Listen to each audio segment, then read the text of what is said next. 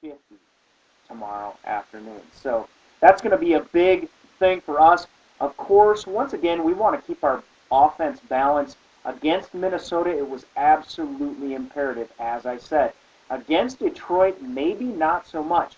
Maybe we can run and then throw out of the run when we need to and have a couple big hits, Donald Driver with another big touchdown pass or something like that. We know Greg Jennings is going to have a few big ones, get Ruvel Martin involved, and we expect to see James Jones back on the field this week. We did not have our full complement of receivers against the Vikings. Still got the job done. Look out, Detroit. We're going to be at full strength. Another big matchup to watch is, of course, the one thing Detroit has going for it. They have balance this season. They're not just airing it out to Calvin Johnson and Roy Williams. They've got a running game, and they still have Calvin Johnson and Roy Williams. But watch this matchup. Al Harris has been able to shut down Roy Williams time and time again in the recent past.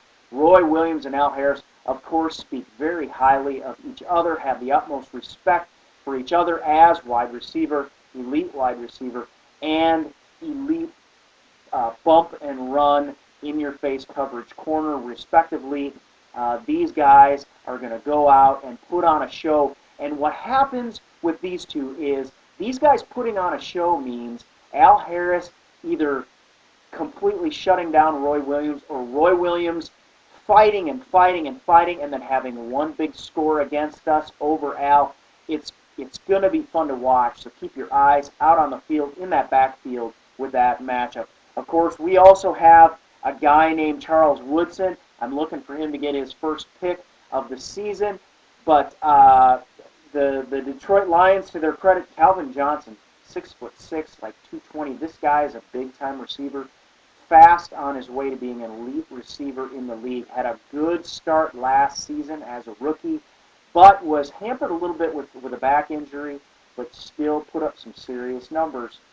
So watch out for that. We want to see our coverage unit just shut them down. If our coverage unit can take care of those two guys, our defensive line and our linebackers are going to have a field day. Look for 4 sacks in this game if we can keep Roy Williams and Calvin Johnson out of the mix in the backfield. Another thing to watch for, and again, something maybe I didn't mention enough of, Ted Thompson took a huge risk by dumping John Ryan, bringing in a new punter, but our new punter, Frost, his gross average was over 50 yards against the Minnesota Vikings, and that was at times punting directionally, diagonally across the field. His net was 46-ish, and just looked absolutely great. Looked like a great call by Thompson. At the time, very risky, and I thought it was crazy just because of the risk. But he looked real good. Let's look for him. If we ever have to punt to really make it difficult for Detroit, pin them back. Field position is a big, big deal in the NFL. Look for us to win the field position battle. Look for us to win the running game. Look for us to win when we need to throw the ball. Look for us to have a better defensive line and linebacking core. Paris Lennon for Detroit may not even be on the field, and he's a cast-off from our linebacking core a couple years back, maybe 3-4 years ago, and still playing as a starter for them. Look for us to win in every phase of this game. Somehow in the past, we have let the Detroit Lions get into the games, but I don't think that's going to happen this time around.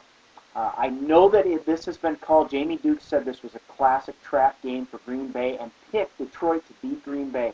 And I have said in the past that over the preseason, Detroit's defense looked very aggressive, and they actually looked quite good.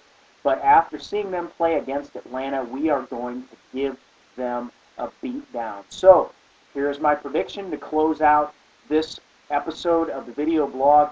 I am looking for the Packers to put up 35 on the Lions. I am looking for the Lions to get, I'm going to say 14 points on us.